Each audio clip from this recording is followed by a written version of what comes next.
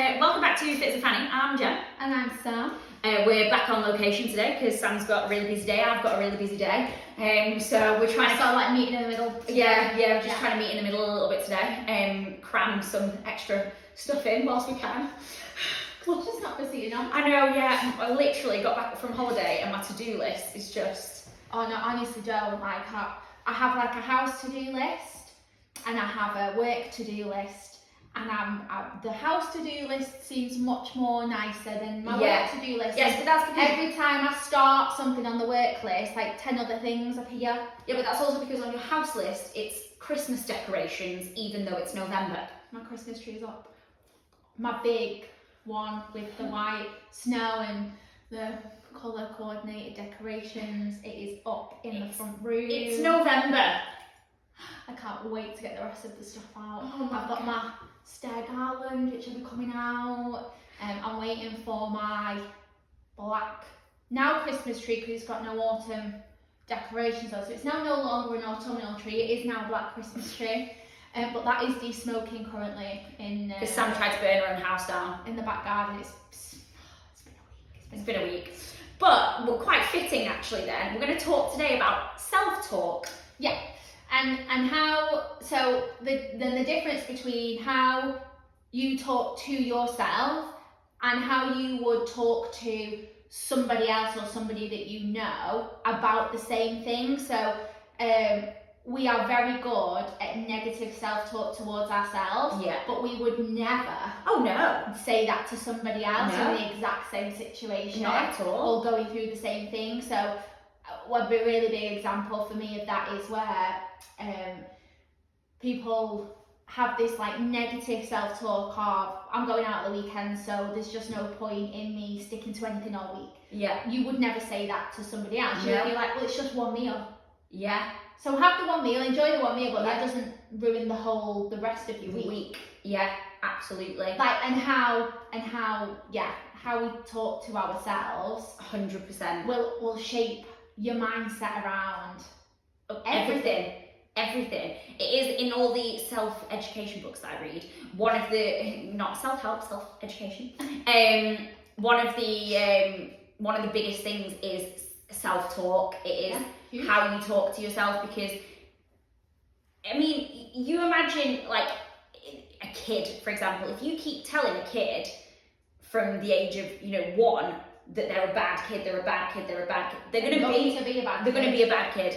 It's the same with your own mind. If you keep telling yourself, I'm not a runner, you're not going to run.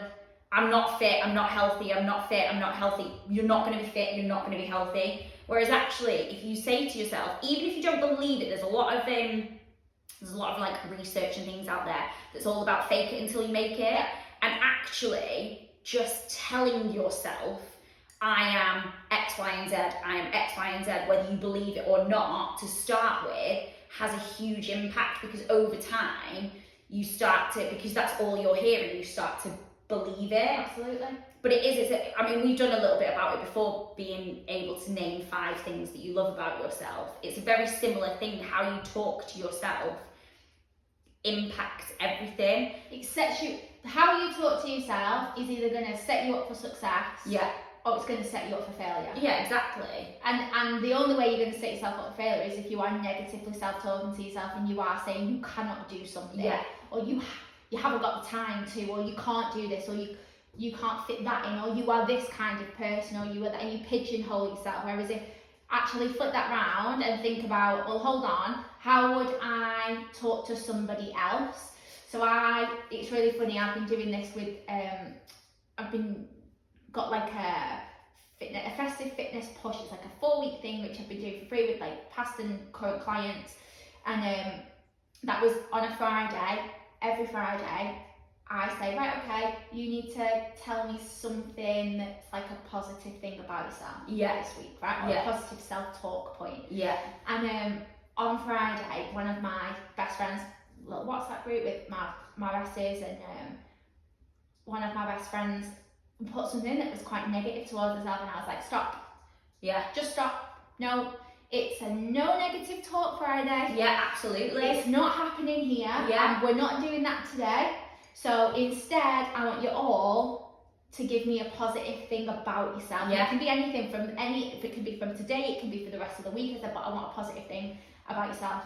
Mine is, here's an example, I was like, my one last week was, my body's strong. Yeah. Right? So my body's strong, it's going to get me through this weekend. I Yeah. had a really shitty weekend. Yeah. But I was like, my body's strong, my mind is strong, Yeah. and I will get through this weekend and it'll be absolutely fine. Right?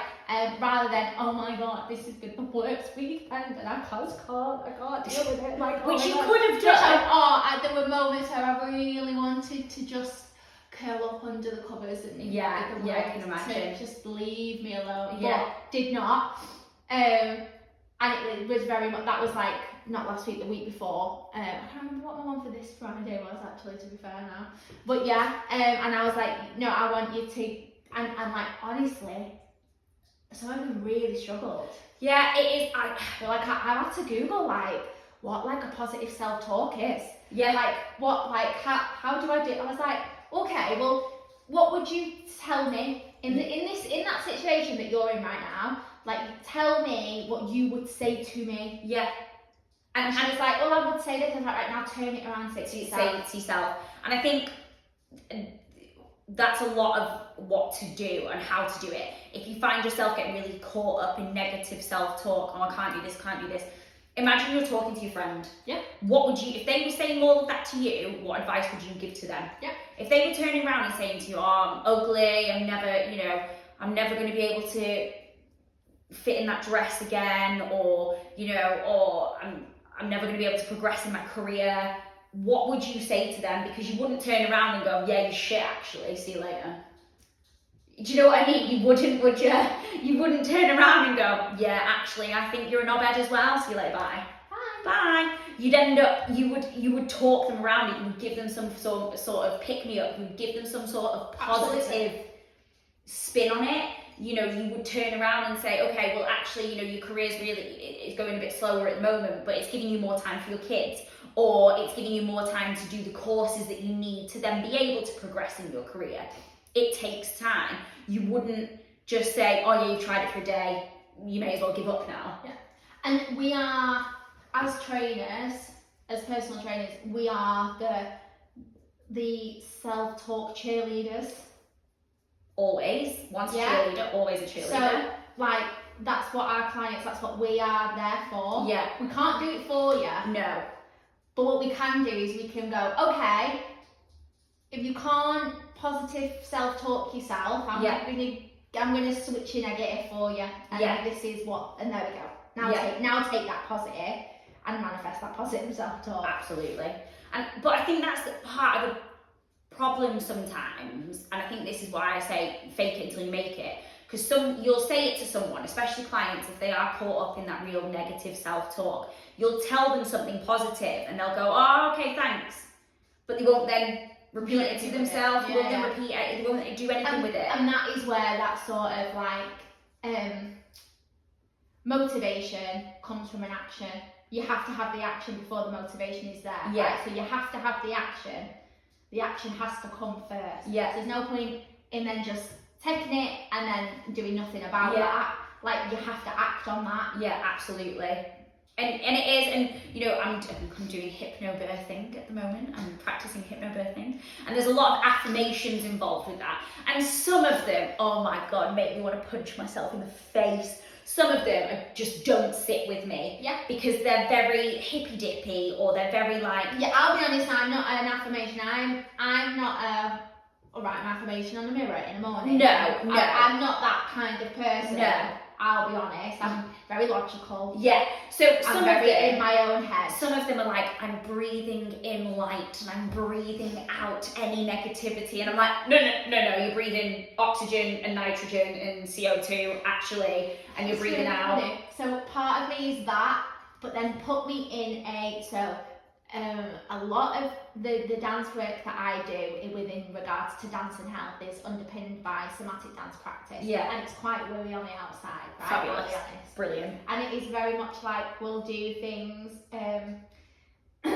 If you were to watch me in a CPD class or a reflective practice, right, with a couple of my colleagues that I do work with at Alder Hay or for Alder Hay. And when we do our reflective practice, you would watch it and you'd be like, they're just rolling around on the floor. Right? I kid you not, if you're not from that part of the dance world, you would be a bit like, the fuck is that? Like, Dan will be like, oh, I've got a reflective practice this afternoon, and be like, she's getting paid to roll around on the floor.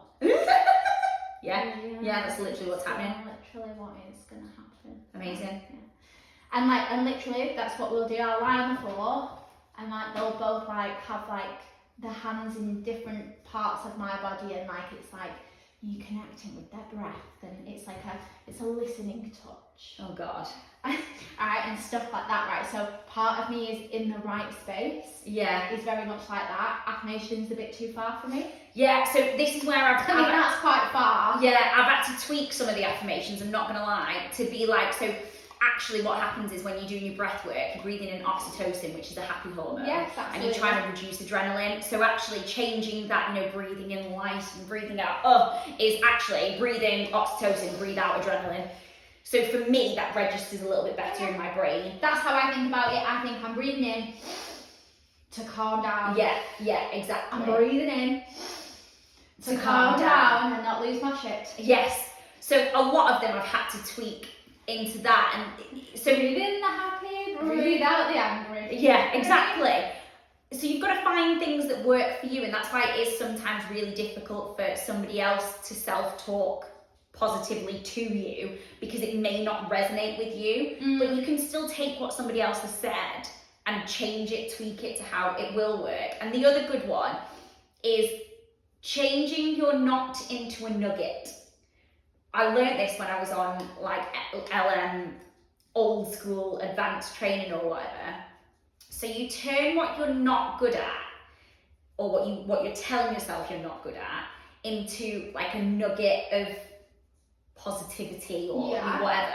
So mine was, and this is going to be no surprise to anyone, I wasn't very good at vocal control. I was just loud. I had no range. You know what's really funny about this is that I know that this at the end of this story is going to be that you now have control, and I still think people would massively disagree. So it was worse than this. Yeah, it was worse than this is calm, this is chill. It was worse than this. It was, because I don't hear it. No, everybody else does. But everybody else does. Everybody else is supposed to. So, anyways, the knot to the nugget was, so you work out why you're like that. Yeah. And mine was, I don't like being ignored. You always felt like you weren't heard. Always felt like I wasn't heard. I'm very small, so I mean, I'd go out on nights out and people would think I'm like a doll and they'd pick me up, and I hated it, because the last thing you need is a drunk person picking you up and then you fall over. Yeah, so literally, like, I hate being ignored. And then once you work that out, actually, you then change it into, well, I'm no longer being ignored. I can have vocal control. Yeah. So you take the knot and turn it into something that you can actually now do. So, another example might be someone who says to me, I'm not a fit person. Well, actually, you are trying to exercise, you're trying to eat healthy, so I can be a fit person. Yeah, you can be a fit person. And it gives that almost hope, rather than saying I'm pigeonholing myself, I'm in this, I am not that. Actually, I can be. It's like, it's very much like when, you can be whatever you want to be. Yeah. Right? Like, that is something that I was always told as a child. You can do whatever, you can be whatever you want to be. Yeah. I think that's one of the biggest things, I think, from my childhood that is massively, I mean, a lot of my childhood was massively beneficial, like that's, I'm not going to say that, but actually something that still runs with me now is, I am in this industry right now, I've not quite decided what I want to be when I grow up. Yeah, exactly. Because I can be anything that I want to be. Yeah. Doesn't really matter what age, and I think a lot of the time people pigeonhole themselves. Yeah. I can only do this, and I can't do